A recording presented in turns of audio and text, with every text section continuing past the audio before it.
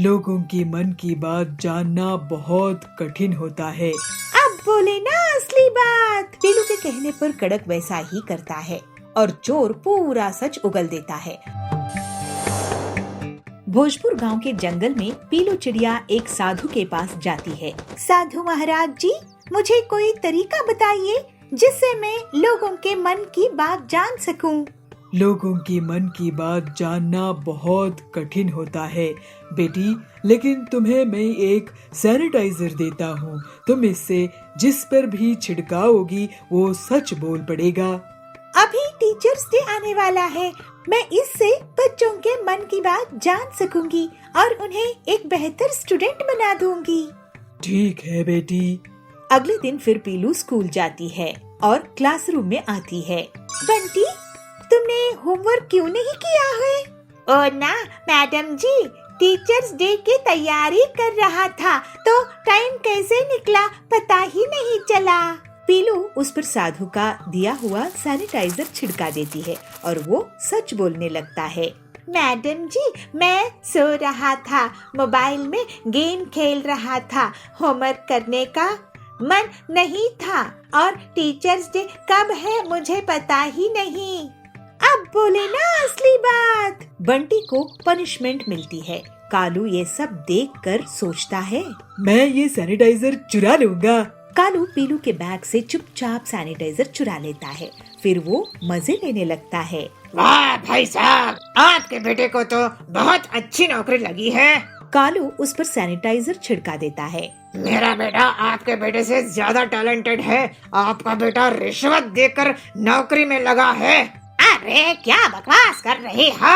और कालू हंसता है। शाम में कालू पीलू और उसके पति जाबाज के घर के पास जाते हैं। क्यों जाबाज जी, आज भी आप घर लेट आए हो? कहाँ थे? वह एक दोस्त से मिलने अस्पताल गया था। कालू उस पर सैनिटाइजर छिड़का देता है। अरे मैं कोई अस्पताल नहीं गया था। तुम टीचर हो ना, तो तुम्हारी डांट से डर लगता है तो थोड़ा झूठ बोल दिया। मैं तो बार में गया था। हाँ, अभी मजाक चकाती हूँ तुमको। जाबाज की झाड़ू से पिटाई हो जाती है। ये देखकर कालू बहुत ही खुश होता है। तभी पीलू उससे सैनिटाइजर छीन लेती है और कालू को डांट लगती है। कालू, ये तुम स्टूडेंट्स के भले के लिए था, तुम्हारी मस्ती के लिए नहीं। अब तुम टीचर्स डे में 5 ऐसे लिख कर लाओगे। अगर कोई बहाना बनाए तो याद रखना, मेरे पास ये सच उगलने वाला सैनिटाइजर है। जी जी मैडम। ये सुनकर कालू वहाँ से भाग गया। अरे पीलू, ये साधु का दिया सैनिटाइजर इतना असरदार है, ये तुम इससे कड़क की मदद क्यों नहीं करती? सुना है वो एक बहुत बड़े चोर को पकड़कर लाया है, लेकिन वो पैसा कहाँ छुपाया है ये नहीं बता रहा है। मेरा भाई इंस्पेक्टर कड़क की भी मैं इसी सैनिटाइजर से मदद करती हूँ। फिर पीलू कड़क के पास पुलिस स्टेशन जाती है। कड़क भाई, ये सैनिटाइजर लो और इस चोर पर छिड़का दो। पीलू के कहने पर कड़क वैसा ही करता है और चोर पूरा सच उगल देता है। फिर सभी बच्चे पीलू को टीचर्स डे पर बहुत सम्मान देते हैं। कालू उस पर 5 ऐसे पूरी ईमानदारी से लिख कर लाता है और सरकार भी पीलू को टीचर्स डे के दिन चोर से पैसा निकलवाने के लिए इनाम देती है। इस तरह से पीलू एक अच्छी टीचर होकर सभी स्टूडेंट्स का जीवन सुधारने में कामयाब होती है। अचानक से खेत में सोने के आलू उग जाते हैं। बंसीपुर गांव में बबलू कबूतर अपनी पत्नी पीलू चिड़िया के साथ रहता था। बबलू बहुत ही मेहनती था। वो साल भर मेहनत करके किसानी करता था। अपनी फसल बेचकर अपना घर चलाता था। पीलू, इस बार मैंने आलू की फसल बोई है और खाद और सिंचाई का भी खास ख्याल रखा है। तुम देखना, इस बार बहुत बढ़िया फसल होगी। भगवान करे ऐसा ही हो, नहीं तो अगर पिछले बार की तरह हमारी फसल बर्बाद हो गई तो हम जीने लायक नहीं बनेंगे। हमारे ऊपर वैसे ही बहुत उधार है। पीलू के घर के पास ही सुंदरी रहती थी। वो पीलू की गरीबी का मजा लेती थी। एक दिन सुंदरी कहती है, पीलू बहन, बबलू भाई, ये मैं क्या सुन रही हूँ?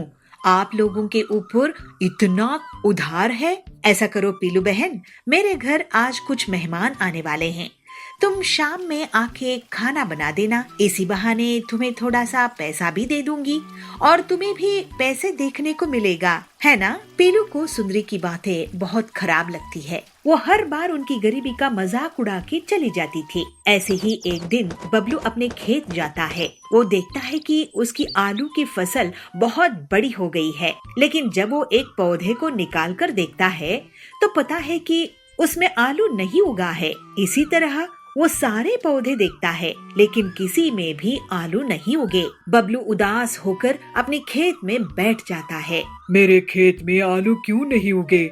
ऐसे तो मैं बर्बाद हो जाऊंगा। मेरे खेत में आखिर फसल क्यों नहीं होती है? ऐसे वो सोच में पड़ जाता है। ऐसे ही सोचते बबलू रोने लगता है। जैसे ही उसके आंसू मिट्टी में गिर जाते हैं तो अचानक से खेत में सोने के आलू उग जाते हैं। आश्चर्य होके बबलू कहता है, अरे भगवान, तेरे बहुत बहुत शुक्रिया।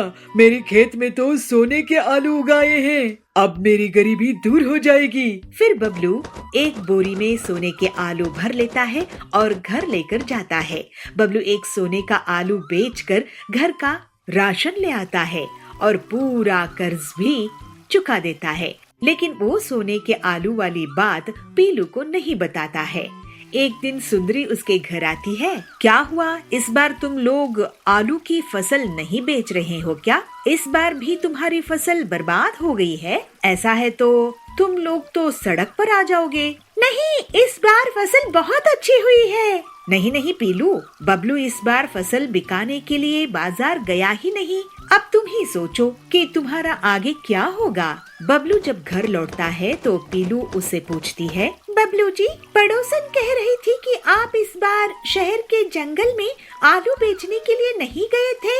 अगर हमारी आलू की फसल हुई ही नहीं है तो अपने घर का राशन कहाँ से लेकर आए हो? इसके बाद बबलू पीलू को सोने के आलू से भरी हुई एक बोरी दिखाता है। खिड़की में से सुंदरी भी उस सोने के आलू की बोरी को देख लेती है। अरे, इनके पास तो बोरी भरकर सोना है, ये तो मेरे पास होना चाहिए। ऐसा सोचकर वो उनके घर जाती है। तुम दोनों गरीबों को खाना नसीब हो रहा होगा, ऐसा करो तुम मेरे घर खाना खाने आ जाओ। सुंदरी को पीलू और बबलू मना नहीं कर पाते हैं और उसके घर चले जाते हैं। वहाँ सुंदरी उन्हें बहुत बड़ी थाली परोसकर लेकर आती है और उन्हें खाने के लिए देती है। जब दोनों पति पत्नी खा रहे होते हैं, वो चुपचाप उनके घर चली जाती है और सोने के आलू चुराने की कोशिश करती है। लेकिन जैसे ही वो आलू उठाती है, एक आलू पत्थर में बदल जाता है और उसके पैर पर गिर जाता है। उसके चीखने की आवाज सुनकर पीलू और बबलू वहाँ जाते हैं। सुंदरी वहाँ से भाग जाती है। तभी तो मैं सोचूं कि हमेशा हमारी गरीबी का मजाक उड़ाने वाली हमें आज दावत क्यों दे रही है? हमारे पीछे से हमारी सोने की आलू चुराना चाहती थी। ये सुंदरी बहुत लालची है। इसके पास सब कुछ है, लेकिन ये लालच करना नहीं छोड़ती है। इसी वजह से ये आलू पत्थर में बदल गया था। हाँ बबलू जी, आप सही कह रहे हो, लेकिन ये आलू जब तक हमारे घर में रहेंगे, ये हमारे लिए मुसीबत के बीज बन जाएंगे। चलिए इन्हें खेत में गाड़ कर छुपा देते हैं। फिर दोनों पति पत्नी खेत में सोने के आलू छुपा देते हैं। बंटी बहुत मेहनती और ईमानदार था। इसी वजह से उसकी शुद्ध भावनाओं में निकले आंसू से सोने के आलू खेत में उग आए थे। वहीं दूसरी तरफ सुंदरी का मन काला था। इसी वजह से उसके छूते ही सोने के आलू पत्थर में बदल गए। अब बबलू और पीलू की गरीबी दूर हो गई थी और वो दोनों खुशी खुशी रहने लगे। समोसे ले लो, गर्मा गर्म समोसे ले लो, स्वादिष्ट और ताजे समोसे ले लो। लंदनपुर में पीलू चिड़िया अपनी माँ बबली और अपने पिता टिल्लू के साथ रहा करती थी। टिल्लू समोसे का ठेला लगाता था। समोसे ले लो, गर्मा गर्म समोसे ले लो, स्वादिष्ट और ताजे समोसे ले लो। एक बार खाओगे तो बार बार आओगे। तभी वहाँ पर सुंदरी कौवी आती है। टिल्लू भैया, मैं कब से आपका इंतज़ार कर रही थी, मुझे 4 समोसे दे दो। एक और ग्राहक उसकी दुकान पर आता है। हाँ भैया, मुझको 10 समोसे पैक करके देना। इस तरह से टिल्लू की आवाज़ सुनते ही जंगल के पक्षी उसके समोसे खाने के लिए दौड़ पड़ते थे और कुछ ही घंटों में उसके पूरे समोसे बिक जाते थे। दोपहर में पीलू चिड़िया अपने पिता के लिए भोजन लेकर आती है। पिताजी, आप लंच कर लीजिए, तब तक मैं समोसे बनाती हूँ। ठीक है बेटा, तू समझदारी से समोसे बनाना, तेल बहुत गर्म है। और फिर पीलू चिड़िया समोसे बनाने लगती है और टिल्लू भोजन करने लगता है। अच्छा पीलू, मैंने लंच कर लिया है, चल अब तू घर जा। लेकिन पिताजी, आपने तो मुझे इनाम दिया ही नहीं। अरे हाँ, मैं तो भूल ही गया था, ये ले तेरा इनाम। और टिल्लू पीलू को कुछ पैसे देता है। पीलू खुशी खुशी अपने घर वापस आती है। पीलू की माँ बबली उसका खाने पर इंतजार कर रही थी। आजा पीलू, खाना खा ले। इस तरह वे लोग हंसी खुशी अपना जीवन बिता रहे थे। एक दिन पीलू अपने पिता के लिए भोजन लेके जा रही होती है, तभी उसे सुंदरी मिलती है। अरे पीलू, तेरी माँ कहाँ है? आज तेरे पिताजी जब समोसे तल रहे थे तो गलती से उनके शरीर पर गरम गरम तेल डल गया। कुछ पक्षियों की मदद से वे अब अस्पताल में भर्ती है। तुम दोनों जल्दी से अस्पताल पहुंचो। फिर पीलू अपनी माँ के साथ अस्पताल पहुंचती है। डॉक्टर साहब, ये लो मेरा गुल्लक और इसमें से जितने पैसे हैं आप ले लो और मेरे पिताजी को जल्दी से ठीक कर दो। घर के पूरे पैसे टिल्लू के इलाज में खत्म हो जाते हैं। फिर 2 दिनों बाद टिल्लू को होश आता है। बबली अपने पति से पूछती है, ये सब कैसे हो गया जी? आज तक तो ऐसा नहीं हुआ था। आप ध्यान देकर काम नहीं कर रहे थे क्या? पता नहीं बबली, इतनी बड़ी गलती कैसे हो गई? इतने सालों में तो ऐसा कुछ भी नहीं हुआ था। ठीक है जी, जो हुआ सो हुआ, कम से कम आप बच तो गए। चलिए, डॉक्टर ने आपको आराम करने के लिए कहा है। लेकिन मैं आराम कैसे करूं बबली?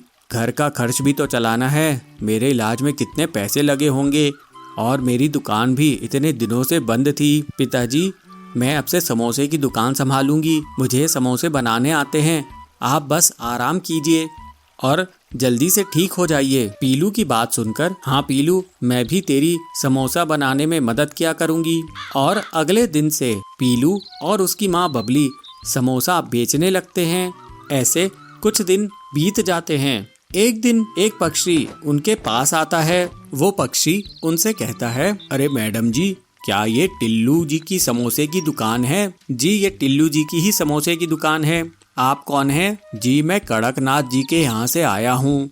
कल कड़कनाथ जी की बेटी का जन्मदिन है। उन्होंने 200 समोसों का ऑर्डर दिया है और कहा है कि सिर्फ टिल्लू जी के समोसे की दुकान के यहाँ ही मैं ऑर्डर करूं। आप चिंता मत कीजिए, आजकल मेरे पिताजी की तबीयत खराब रहती है, इसलिए मैं और मेरी माँ समोसे बनाते हैं।